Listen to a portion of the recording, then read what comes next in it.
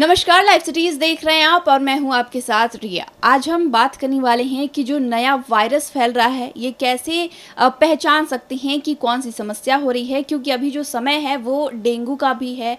बहुत से लोग टाइफाइड से भी सफ़र कर रहे हैं। तो ऐसे में ये जो वायरस है, कौन सा वायरस है, लोगों को जो फीवर हो रही है वो कौन सी फीवर हो रही है, कैसे समझ सकते हैं, इसके लिए पूरी जानकारी हमारे दिन साथ मौजूद है डॉक्टर दिवाकर तेजस्वी, जो कि बिहार के जाने माने फिजिशियन हैं। तो डॉक्टर साहब, तो सबसे पहले आपको बहुत बहुत स्वागत है। जी, बहुत धन्यवाद रिया जी। डॉक्टर साहब, जैसा कि आपने पिछले वीडियो में बताया था कि ये एक वायरस है जो ये बुखार होता है और 1 सप्ताह तक रहता है। ऐसे में डेंगू की भी जो समय है वो चल रहा है। लोग फ़र्क कैसे समझ सकते हैं कि कौन सी बुखार हुई है? देखिए, अभी सामान्यतः आपने सही कहा कि पटना के अंदर में और बिहार में भी बहुत तेज़ी से जो कॉमन फ्लू है, कॉमन कोल्ड है, वो फैला है।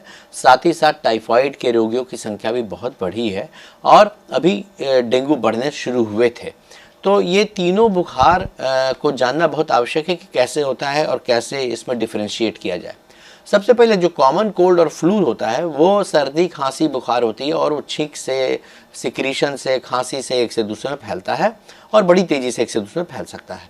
जहाँ तक टाइफाइड की सवाल है, तो आज के दिन में जब इतना पानी पड़ रहा है हर जगह, कहीं कहीं पानी जमा हुआ है, तो अनहाइजीनिक खाना और पानी अगर कहीं है, जैसे ओपन में अगर कहीं पर आप खा रहे हैं जो कि प्रॉपरली हाइजीन मेंटेन नहीं है, तो वहाँ अगर मक्खियाँ उस पर बैठ रही हैं, कहीं इन्फेक्शन वाला, टाइफाइड वाला इन्फेक्शन लेकर के दूसरे खाने के पदार्थों पर बैठती हैं, चाट, पकौड़ा, गोलगप्पे या कहीं भी अगर ओपन में है, उसकी हाइजीन प्रॉपर मेंटेन्ड नहीं है, तो वो एक से दूसरे में फैला सकती हैं, वहाँ पर स्प्रेड कर सकती हैं साल्मोनेला टाइफी के बैक्टीरियाज को।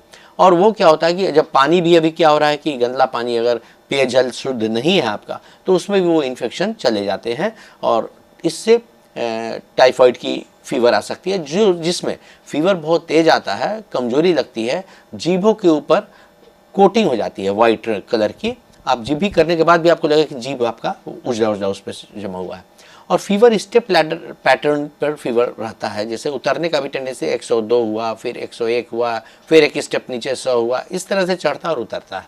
और इसके साथ साथ पेट में दर्द होती है, क्योंकि बेसिकली टाइफाइड जो है पेट का इन्फेक्शन होता है, एंटराइटिस कहते हैं इसे, टाइफाइड एंटराइटिस। तो उसमें भूख नहीं लगना, पेट में दर्द होना, उल्टियाँ लगना, तो पेट जनित जो स्टूल, लैट्रिन का थोड़ा एबनॉर्मल होना, तो ये उसमें सिम्टम्स ज़्यादा आते हैं फीवर के साथ साथ पेट के। और थर्ड जो होता है डेंगू, ये मच्छर के काटने से होता है, एडिस एजिप्टाई, जो प्रायः दिन में काटता है और साफ़ पानियों में ये मच्छर पनपते हैं और किसी डेंगू के मरीज को अगर वो मच्छर काट लिए तो दूसरे को अगर काट लेंगे पुनः, तो स्वस्थ व्यक्ति को डेंगू का वायरस वो प्रदान करते हैं और डेंगू फीवर हो सकती है। डेंगू फीवर में बहुत तेज़ फीवर आती है, सर में बहुत तेज़ दर्द होता है, आँखों के पीछे बहुत तेज़ दर्द होती है। अगर आप उसके बाद भी डेंगू बढ़ता जाता है तो शरीर पे चित्तियाँ लाल रंग की निकल सकती हैं, और उसके बाद भी होता है तो हेमोरेजिक फीवर का जब रूप लेता है डेंगू, तो नाक से, मसूड़ों से ब्लीड आ सकती है, स्टूल जो लैट्रिन होता है वो काला रंग का हो सकता है। ये सब गंभीर सिम्टम्स डेंगू के होते हैं जब उनकी प्लेटलेट बहुत कमने लगती है, तो इस तरह के फीचर्स देखने को मिलते हैं। तो इस तरह से तीनों फीवर के डिस्टिंक्ट कैरेक्टरिस्टिक्स होते हैं जिससे कि आइडेंटिफाई हो सकता है कि ये क्या है। अगर किसी को भी इस तरह का शक होता है कि हमें डेंगू है या कॉमन वायरल फीवर है या फिर टाइफाइड है, उसे तुरंत चिकित्सीय देख रेख में जानी चाहिए। चिकित्सक उसकी टेस्ट भी कर लेते हैं, ब्लड टेस्ट से तुरंत पता चल जाता है कि इसे डेंगू है या टाइफाइड है या कॉमन कोल्ड, कॉमन फ्लू का फीवर है, और उसी के अकॉर्डिंग उसकी ट्रीटमेंट भी हो जाती है। सर, अभी के समय जैसे ये फैल रहा है, ऐसे में जो खतरनाक फीवर है वो इन तीनों में से सबसे ज़्यादा क्या है जो लोग परहेज ज़्यादा करना चाहिए? देखिए, सबसे जनरली सामान्यतः कॉमन कोल्ड फ्लू वाले फीवर तो सेल्फ लिमिटिंग होते हैं, सामान्यतः 1 हफ्ते में ठीक हो जाते हैं, कमजोरी केवल रहती है। लेकिन डेंगू और टाइफाइड जो है, यदि वो ट्रीटमेंट प्रॉपर नहीं होता है तो टाइफाइड में क्या होता है कि कॉम्प्लिकेशंस बढ़ सकते हैं। अगर आप टाइफाइड है और आप सामान्य केवल पैरास्टामोल खा करके फीवर उतारने की कोशिश कर रहे हैं, तो आंतों में सूजन करा सकता है और आगे चल करके टाइफाइड परफोरेशन कहते हैं, आंतों में छिद्र हो जाती है और वो बहुत सीवियर कॉम्प्लिकेशन होता है, उसमें जान जा सकती है। तो टाइफाइड अगर अनडिटेक्टेड रह गया और बढ़ता जा रहा है तो समस्या दे सकता है वो जानलेवा भी हो सकता है। और दूसरी चीज़ है, डेंगू भी बहुत परेशानी का सबब कर सकता है। यदि वो डेंगू हेमरेजिक फीवर में तब्दील हो जाता है और प्लेटलेट्स बहुत ज़्यादा कम जाते हैं तो अंदर में इंटरनल हेमरेज होने की संभावनाएं होती हैं, पेशेंट शॉक में जा सकता है और उसकी डेथ भी हो सकती है। तो ये दोनों गंभीर फीवर होते हैं जिन्हें कि प्रॉपरली ट्रीट करना चाहिए। सर, आपके पास बहुत सारे पेशेंट भी आते होंगे, अभी आ भी रहे होंगे, तो ऐसे में बहुत से लोगों को इंजेक्शन से डर लगता है। तो ये वायरस वाले जो बीमारी फैल रही है, फीवर फैल रही है, ऐसे में इस पे इंजेक्शन लेने की ज़रूरत है? बहुत ज़रूरी नहीं, क्योंकि कॉमन कोल्ड और वायरस जो होता है, फ्लू का वायरस जो होता है, तो उसमें symptomatically paracetamol, decongestant, cough syrup और नेज़ल डिकंजेस्टेंट ड्रॉप्स, इन सबों से ही कंट्रोल पे आ जाते हैं, इसलिए बहुत ज़्यादा सुई की आवश्यकता नहीं होती है।